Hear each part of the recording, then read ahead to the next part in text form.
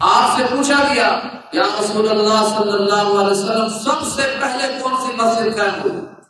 آپ نے فرمایا بیت اللہ کی بنیاد رکھی گئی سب سے پہلے، پھر آپ نے فرمایا اس کے بعد مسجد اقصی کی بنیاد رکھی، بیت المقدس کی بنیاد رکھی۔ صحابی نے پوچھا یا رسول اللہ ان کے درمیان فاصلہ کتنا تھا، وقفہ کتنا؟ آپ نے فرمایا 40 سال کا وقفہ ہے۔ آپ نے فرمایا کسی مسجد کی طرف مستقل سفر کے ارادے سے، اس کی زیارت کے ارادے سے سفر نہیں کیا جا سکتا سوائے 3 مسجدوں کے۔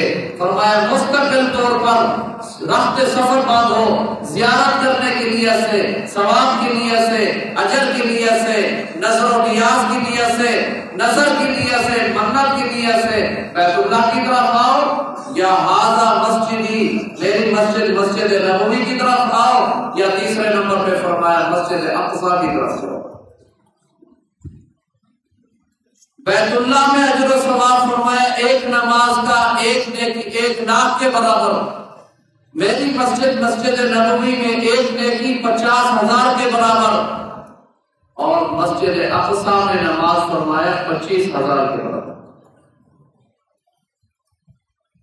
یہ مسجد اقصی مسلمانوں کا ورثہ ہے، یہود قابض ہیں اس پر، باہر سے آئے تھوڑی دیر کے لیے عارضی طور پر رہنا تھا۔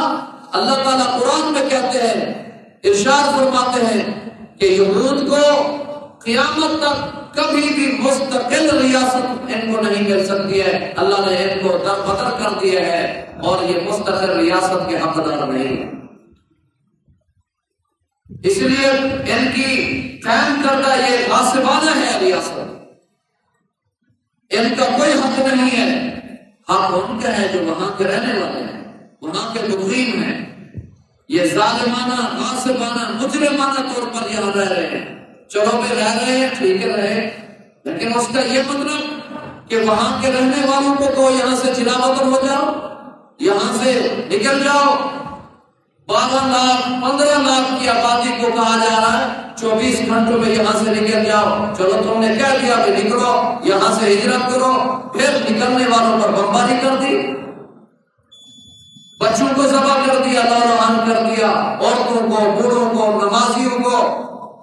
یہ کہاں یہ ظلم؟ کبھی تاریخ میں ایسا ظلم بھی دیکھا کہ ارد گرد لاشیں پڑی ہوئی ہیں، درمیان میں ایک بندہ کھڑے ہو کر اپنا غم سنا رہا ہے، پریس کانفرنس کر رہا ہے۔ بڑے بڑے ظلم ہوئے، لیکن ایسا ظلم تاریخ میں نہیں دیکھا۔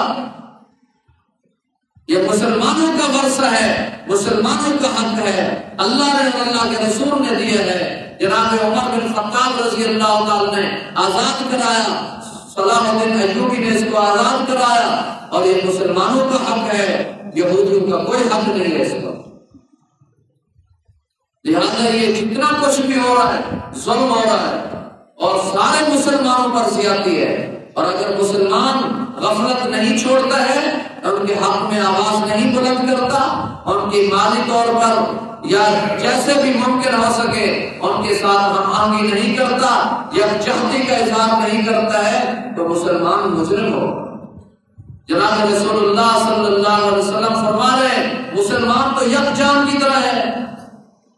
بے شک یہ ریاستی کام ہے، سفارتی کام ہے، ایک اسٹیٹ کا کام ہے، فوجوں کا کام ہے، جرنیلوں کا کام ہے، لیکن مسلمان ان پر دباؤ ڈال سکتے ہیں، عوام دباؤ ڈال سکتے ہیں۔ یہ اللہ اور اللہ کے رسول نے حق دیا ہے، لہذا جیسے میری ذمہ داری ویسے جرنیل کی ذمہ داری، جیسے میری ذمہ داری ویسے حکمران کی ذمہ داری ہے کہ وہ ان کے حق میں آواز اٹھائیں، بیان دیں، ان کی مالی مدد کریں، ریاستی مدد